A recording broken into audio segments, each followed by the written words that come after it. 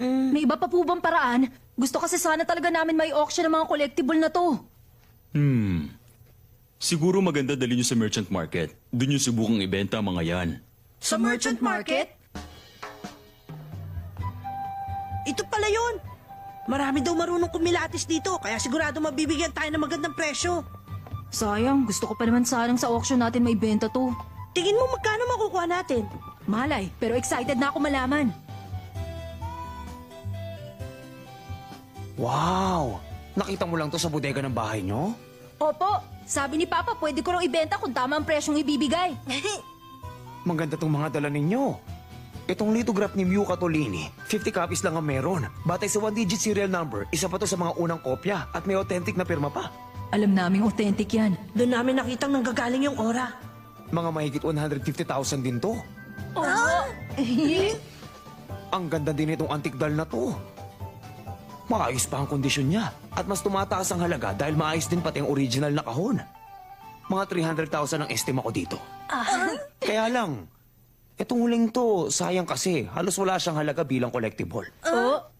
Yung kahon at yung laman sa loob, magkaiba ng kapanahunan. Itong kahon, kamakailan lang ginawa. Itong estatwang kahoy naman, magaspang ng pagkakagawa at hindi pulido. Siguro mga 1,500 jenny lang to. Lugi. Pero may nakita akong konting aura na lumalabas sa kanya.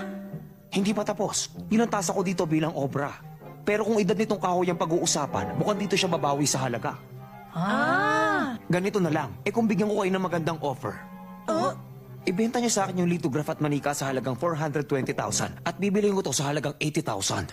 Bale 500,000 lahat-lahat. Ano sa tingin mo? Sige lang, pag-usapan niyo munang maigi. Pero duda ako na may iba pang shop dito na makakapagbigay sa inyo ng mas magandang presyo. Habang ginagawa niyo yun, hayaan yung suriin kong kahoy para malaman kung saktong edad nito. Sandali lang. Ibaba mo ang estatwang kahoy na yan ngayon din. Anong sabi mo? Sino ka ba? Mga bata, huwag kayong paloloko sa kanya. Matino ang presyo niya para sa naunang dalawa pero niloloko niya kayo pagdating sa estatwang kahoy. Ano? Sobra ka naman. Hindi ako nanloloko. Talaga lang ha. Walang manlililok na magbabayad ng 80,000 para sa kahoy na yan. Interesado ka lang bilhin yan. Dahil gusto mong angkinin na nasa loob niyan.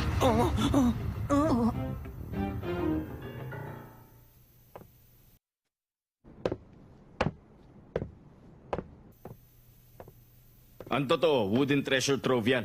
Wooden treasure trove? Nung nakaraan 300 taon, isa yan sa pinakakilalang paraan na gamit ng mayayamang tao para itago ang kayamanan nila. May kayamanan sa loob niyan? Kung totoong treasure trove yan na hindi pa nabubuksan, siguradong maraming mahahalagang bagay sa loob niyan. Nagkunwari kang susuriin mong edad ng kahoy, pero ang totoo, balak mong kunin ang kayamanan sa loob. Hindi mali ka. Anong problema? Sino ba itong nanggugulo? At sigurado ka bang may alam ka sa pinagsasasabi mo? Siguradong sigurado. Sa unang tingin, totoong hindi malaking lampas 300 taon na ang edad ng kahoy na to. Pero pwedeng edad lang yun ang materialis na ginamit. Sino makakapagsabing hindi sa modernong panahon nililok ang estatwang to? Mga bata, ang tawag sa ganong trick of the trade, hoodwinking. Trick of the trade? Isa yun sa mga teknik na ginagamit ng mga namemeke para linlangin ng mga eksperto. Pero hindi yun ang kaso natin dito. May pinagdugtungan dito sa bukasan na hindi makikita ng mga hindi sanay kumilatis. Kung titingnan na mabuti, makikita ang ginamitan din to ng pandikit na natatangi sa kapanahunang yon. Kung ganon, kampante mong masasabi na tunay ang treasure trove na yan. Oo, Pero malaki ang posibilidad na tinanggal na ang totoong laman nito. Pinalitan ng pampabigat at saka isinara uli ang estatwa. Dadan tawag namin sa trick na yon. Pagkatapos nun, pwedeng pinatungan na lang ng pandikit yung ibabaw ng luma para hindi mahalatang nabuksan na to. Double dipping naman ang tawag doon. Pero ang amateur lang ang magkakamaling gamitin ng lumang paraan na yon. Ang ginagawa ng ibang mas nakakaalam, tinutunaw nila ang lumang pandikit gamit ang apoy para magmukhang selyado ang bukasan at hindi mo masasabing nabuksan na to. Welding ang tawag doon. walang welding na ginawa dyan. Kung ginamitan ng welding ang bukasan, magkakaroon ng bakas yun sa gilid ng kahoy at magbabago din ang kulay ng pandikit. Kahit ang mga eksperto nahihirapang makita mga ganong detalye. Paano pa kaya ang isang tulad mo? Isa akong professional appraiser at sinusumpa ko sa mga mata ko.